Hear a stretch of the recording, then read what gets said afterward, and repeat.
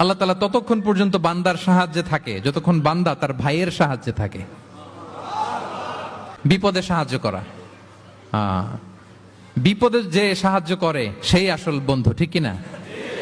কাউকে যদি বিপদের সময় আপনি সাহায্য করেন, সে আজীবন মনে রাখবে আপনাকে। সে যদি কৃতজ্ঞ মানুষ হয়, ভালো মানুষ হয়, আজীবন আপনাকে মনে রাখবে, কখনো ভুলবে না।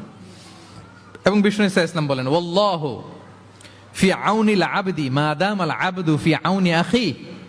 আল্লাহ তাআলা ততক্ষণ পর্যন্ত বান্দার সাহায্যে থাকে যতক্ষণ বান্দা তার ভাইয়ের সাহায্যে থাকে। তাহলে আপনি যদি আল্লাহর সাহায্য চান, আপনার কি করতে হবে বলেন তো? আপনার ভাইকে সাহায্য করতে হবে। আল্লাহু ফি আউনিল আবদি মা দামাল আবদু ফি আউনি আখি। খেয়াল করেন কথাটার ওজন কত বেশি।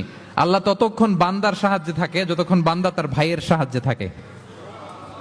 আমি আমার ভাইকে সাহায্য করলে আল্লাহর পক্ষ থেকে সাহায্য নাজিল হবে। আল্লাহ বলে, এই বানি আদম দাও দাও, তুমি দিলে আমি তোমারে দেব। আনফিক উনফিক আলাই, এই বানি আদম দাও আমি তোমারে দেব। সুবহানাল্লাহ।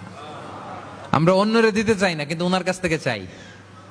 তাহলে আল্লাহর সাহায্য পাওয়ার প্রথম শর্ত হচ্ছে মানুষকে সাহায্য করা। কি বলেন?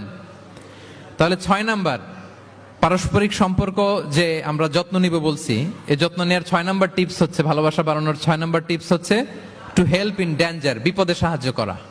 কি করা? নট নেসেসারিলি যে সবসময় টাকা দিয়েই সাহায্য করতে হবে। টাকা ছাড়া সাহায্য করা যায় না। সে জানে না কি করতে হবে, বললেন, পরামর্শ দিলেন, টাকা লাগলে কখনো টাকা দিলেন। নতুন আসছে কেপ টাউনে, কিছু জানে না, ব্যবসা বাণিজ্য কোথায় কি, একটু বুদ্ধি পরামর্শ দিলেন। এটাও কিন্তু সাহায্য।